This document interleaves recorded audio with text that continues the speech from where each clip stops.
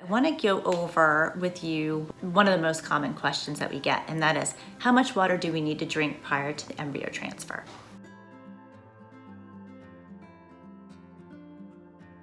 Hi everyone, my name is Monica Moore. I am one of the nurse practitioners, one of the health coaches at RMA of Connecticut, but today I have my nurse practitioner hat on because we are here for the first installment of Ask Monica. And before we get into how much water to drink, I really want to go over with you why it is important to have a full bladder. So I have this board here, hope you can see, with a not well written or drawn uterus.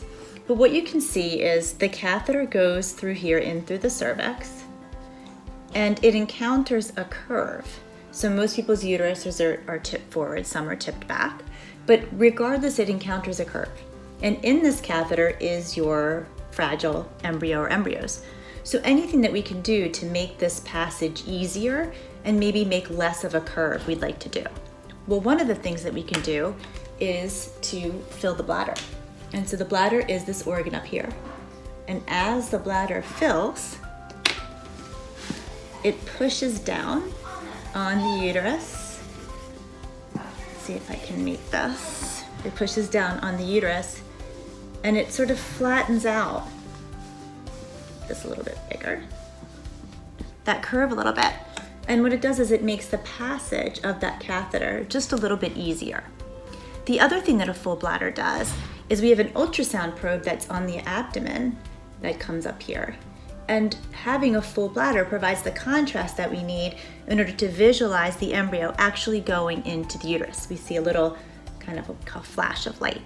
So a full bladder allows us to visualize, and using an abdominal ultrasound probe, and see the embryo go exactly where we want it to be into the uterus and assure that it goes there.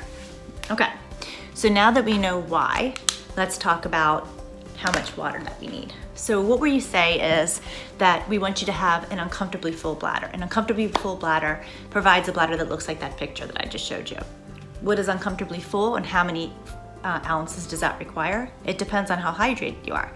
If you're somebody that you're well hydrated by the time of your transfer, which is usually in the afternoon, then maybe drinking 60 ounces gives you an uncomfortably full bladder.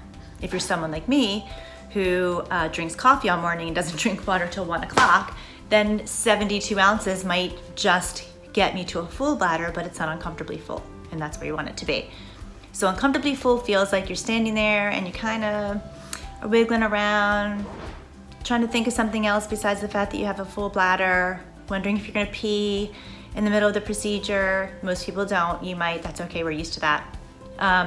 Maybe when you were young, you went on a car ride with your parents and they won't pull over at the rest stop in time and you're sitting in the car, kind of wiggling around. Dad, if you're watching this, I'm still traumatized by that, by the way. But you know, how you feel when you're sitting in the car, kind of still wiggling around, that's an uncomfortably full bladder.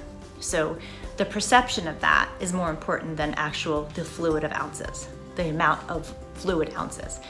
So please keep that in mind. Keep in mind that your embryo transfer is in the afternoon almost 99% of the time.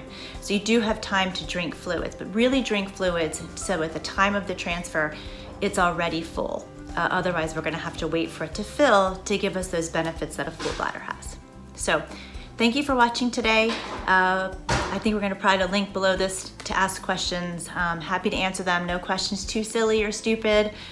We hope to be doing this on a regular basis for you. So thanks so much.